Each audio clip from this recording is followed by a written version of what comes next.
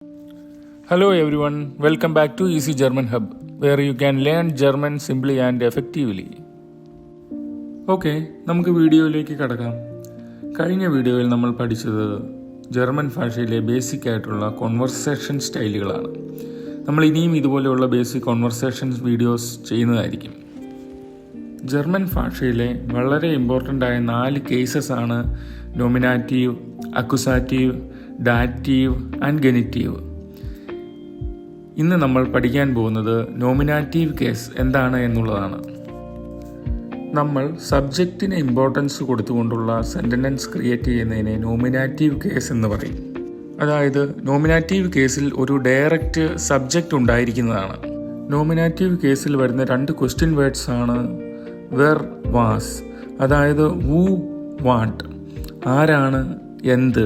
ആര്, എന്ത് എന്ന 2 ക്വസ്റ്റ്യൻ വേർഡ്സിൻ്റെ ഉത്തരമായിട്ടാണ് കൂടുതലായും നോമിനാറ്റീവ് കേസ് വരുന്നത്. അതായത് ആര്, എന്ത് എന്ന ക്വസ്റ്റ്യൻ ഉത്തരമായി നമുക്ക് ഡയറക്റ്റ് ഒരു ഒബ്ജക്റ്റാണ് വരുന്നത് അതിനുള്ള ഉത്തരമായിട്ട്. ഇതിനു മുമ്പ് നമ്മൾ അറിഞ്ഞിരിക്കേണ്ട മറ്റൊരു കാര്യമാണ് ജർമ്മൻ ഭാഷയിലെ ആർട്ടിക്കിൾ. അതുകൂടാതെ ജെൻഡർ നൗൺസ്.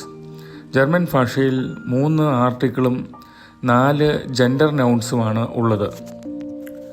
ജർമ്മൻ ഭാഷയിലെ 4 ജെൻഡർ നൗൺസ് ആണ് masculine, feminine, neuter and plural. അതായത് ഇംഗ്ലീഷ് ഭാഷയിൽ male, female, neutral and plural, അതായത് ഒന്നിലധികം. ഈ 4 ജെൻഡർ നൗൺസിൻ്റെ മുൻപായി നമ്മൾ ഓരോ ആർട്ടിക്കിൾ ചേർക്കും. അതായത് മസ്കുലിന് നമ്മൾ ഒരു ആർട്ടിക്കിളും, ഫെമിനിന് മറ്റൊരു ആർട്ടിക്കിളും, നോയിട്ടറിന് മറ്റൊരു ആർട്ടിക്കിളും, പ്ലൂറാൽ തിരിച്ചറിയാൻ അതിനും മറ്റൊരു ആർട്ടിക്കിളാണ് ചേർക്കുന്നത്. അങ്ങനെ ജർമ്മൻ ഭാഷയിലെ ഈ ആർട്ടിക്കിളുകളാണ് ബെസ്റ്റിംഡർ, ഉൺബെസ്റ്റിംഡർ, നെഗേഷൻ. അതായത് നമുക്ക് സ്പെസിഫിക് ആയിട്ടുള്ളൊരു ഉത്തരമുള്ളൊരു കാര്യത്തിന് നമ്മൾ ബെസ്റ്റിംഡർ ആർട്ടിക്കിളും, അൺസ്പെസിഫിക് ആയിട്ടുള്ളൊരു കാര്യത്തിന് ഉൺബെസ്റ്റിംഡർ ആർട്ടിക്കിളും, നമുക്കൊരു കാര്യം നെഗേറ്റീവ് ചെയ്യാൻ നമ്മൾ നെഗേഷൻ ആർട്ടിക്കിളുമാണ് ഉപയോഗിക്കുന്നത്. അതായത് ഞാൻ ഒന്നുകൂടി പറയാം. ജർമ്മൻ ഭാഷയിൽ 4 പ്രധാനപ്പെട്ട കേസുകളാണ് ഉള്ളത്: നോമിനാറ്റീവ്, അക്യുസാറ്റീവ്, ഡാറ്റീവ് ആൻഡ് ഗെനിറ്റീവ്. ഈ ഓരോ കേസിലും 4 ജെൻഡർ നൗൺസ്, അതായത് മസ്കുലിൻ, ഫെമിനിൻ, നോയിട്രം ആൻഡ് പ്ലൂറാൽ. ഈ ഓരോ ജെൻഡർ നൗൺസിനും മുൻപായി നമ്മൾ ചേർക്കുന്ന ആർട്ടിക്കിളാണ് ബെസ്റ്റിംഡർ, ഉൺബെസ്റ്റിംഡർ, നെഗേഷൻ. ഒരു സെൻറ്റൻസിൽ നമ്മൾ ഉപയോഗിക്കുന്ന ജെൻഡർ നൗൺസിനെ ഡിപ്പെൻഡ് ചെയ്തിരിക്കും അതിനു മുൻപായി നമ്മൾ ചേർക്കുന്ന ആർട്ടിക്കിൾ. ഓക്കെ, നമുക്ക് നോമിനാറ്റീവ് കേസിലേക്ക് കടക്കാം.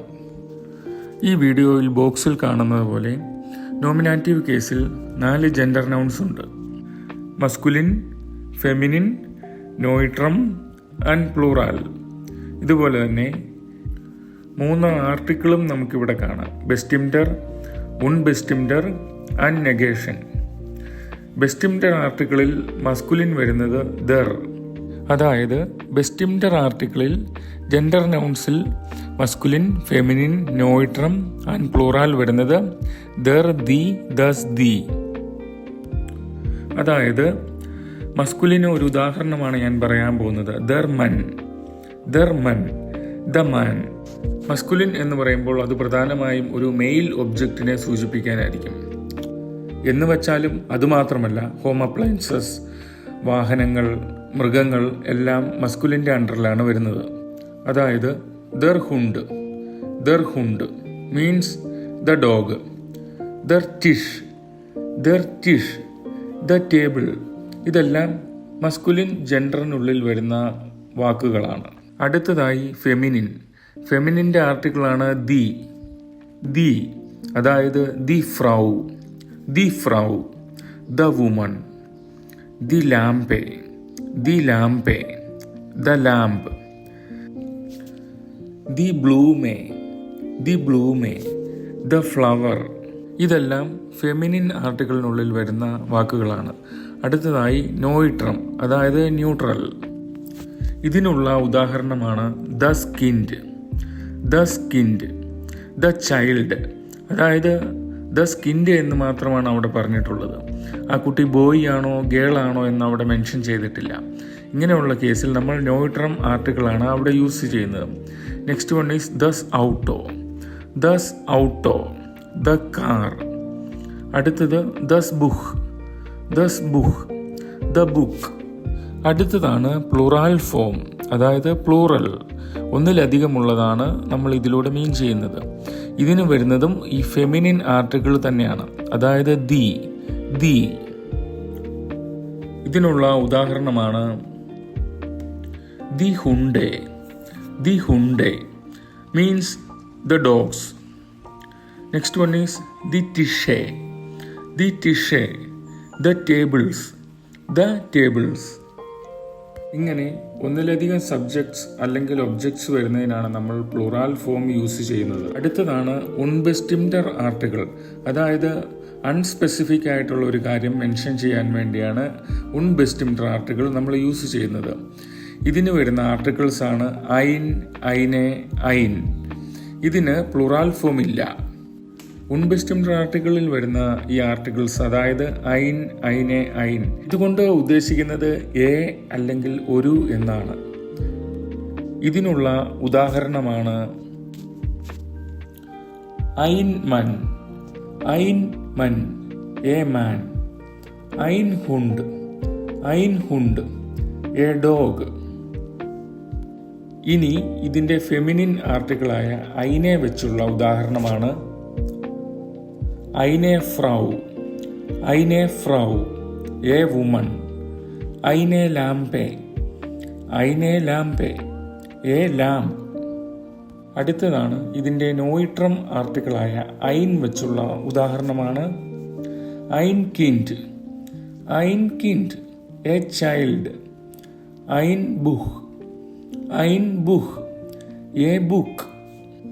The indefinite article does not have a plural form in German language.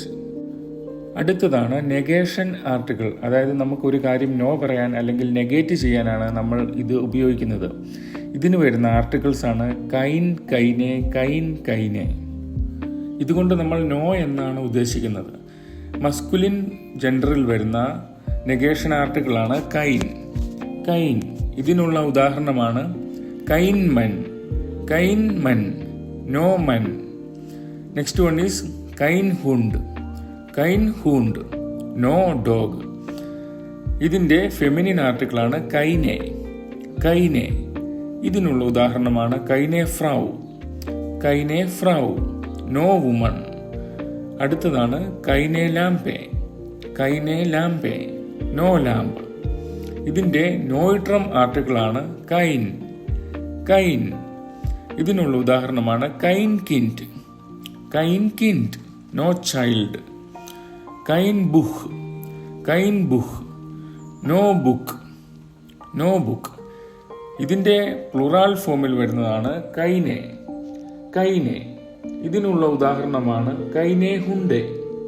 കൈനെ ഹുണ്ടേ, നോ ഡോഗ്സ്.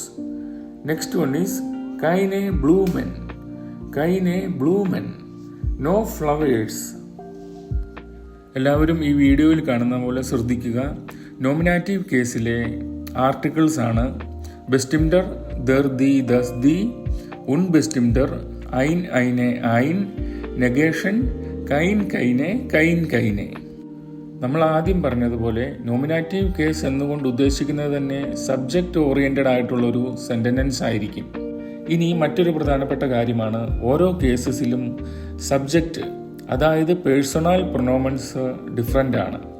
പക്ഷേ ഈ നോമിനാറ്റീവ് കേസിലെ പേഴ്സണൽ പ്രൊനോമൻസ് നമ്മൾ ആദ്യം പഠിച്ച അതേ പേഴ്സണൽ പ്രൊനോമൻസ് ആണ്.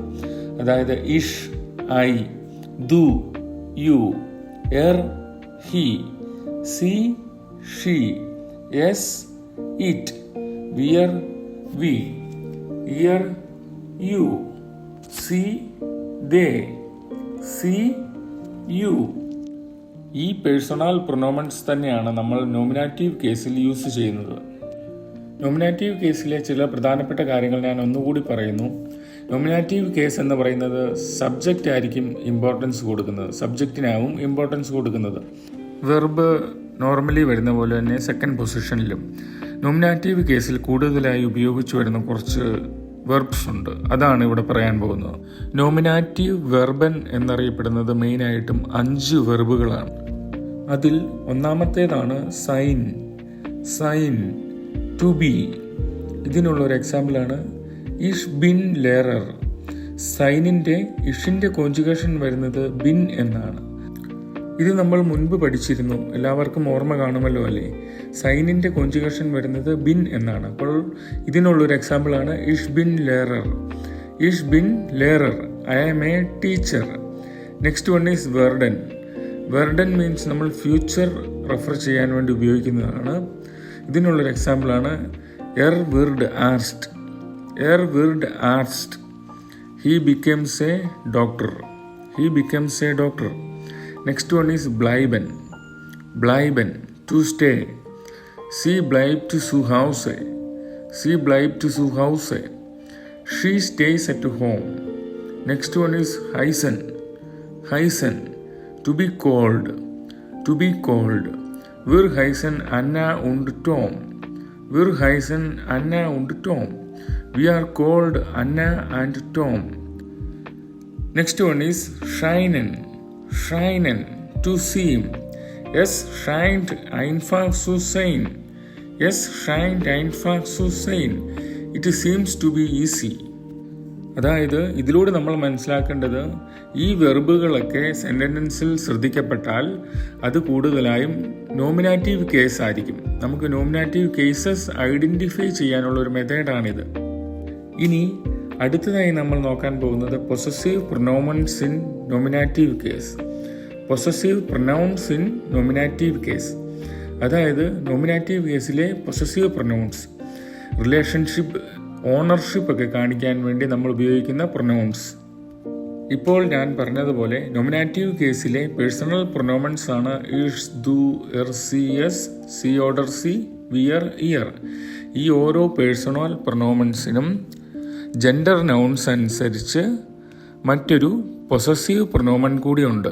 അതായത് മസ്കുലിൻ, ഫെമിനിൻ, നോട്രം, പ്ലൂറാൽ.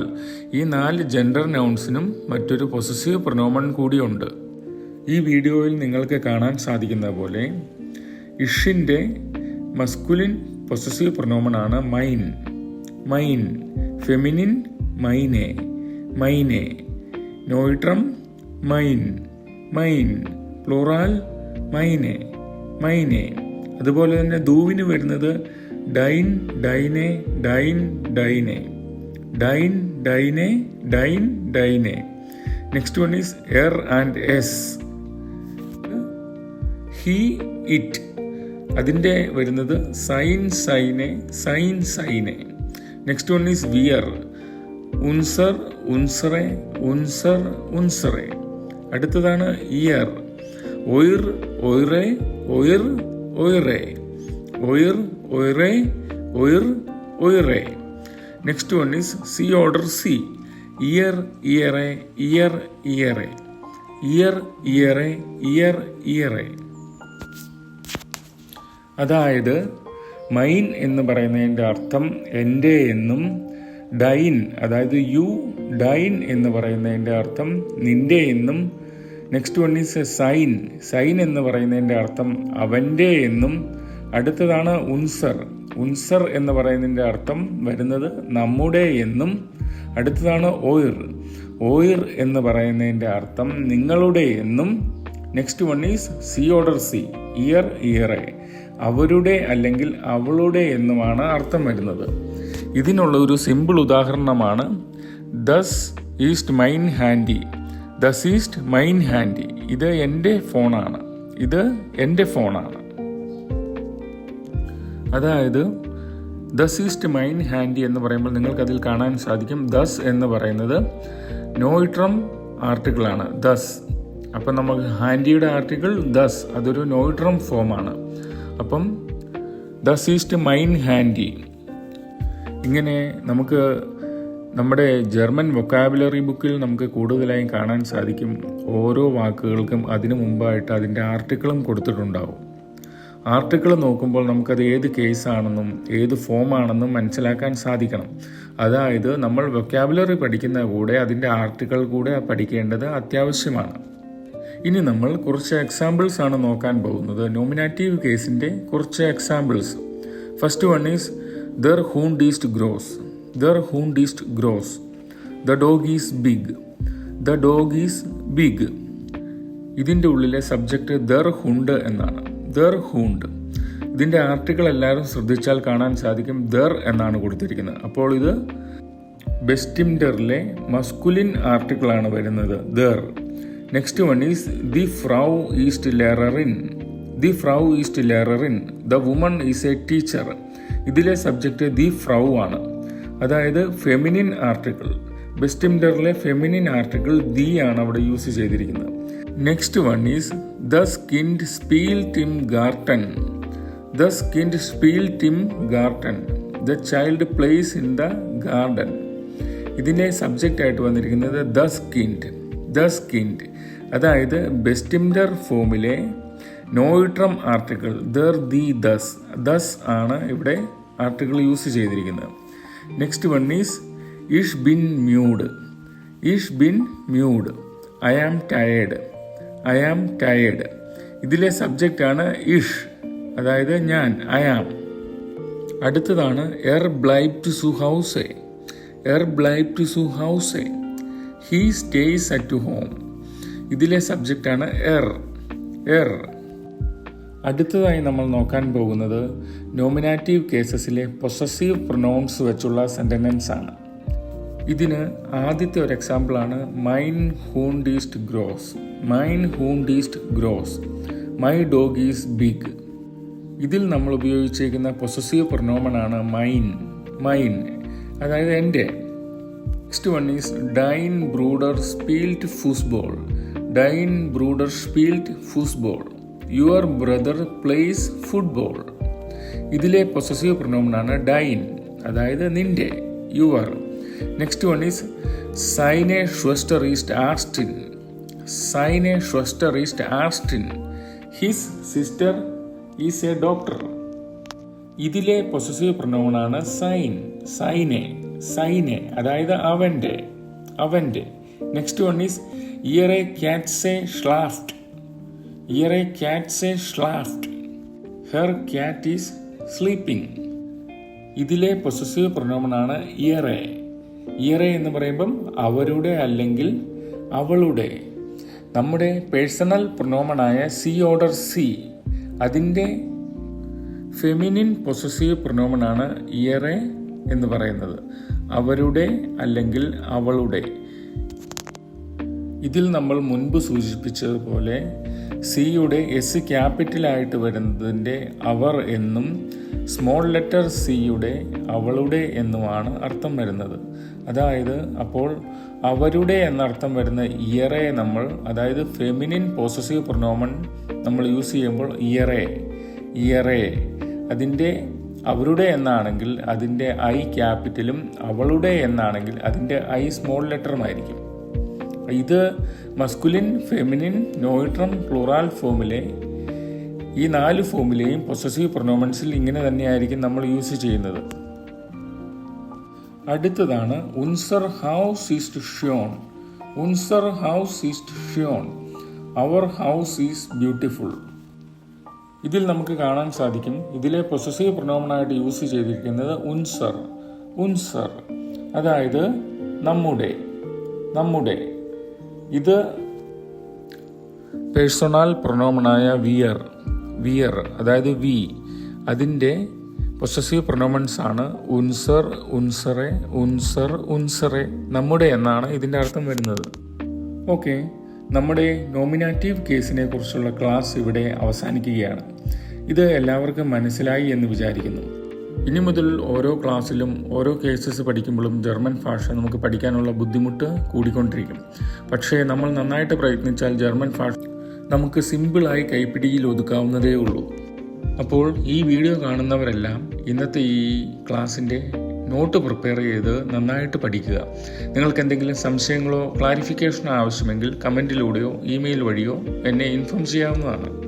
ഓക്കെ, അപ്പോൾ അടുത്ത വീഡിയോയിൽ കാണുന്നത് വരെ ച്യൂസ്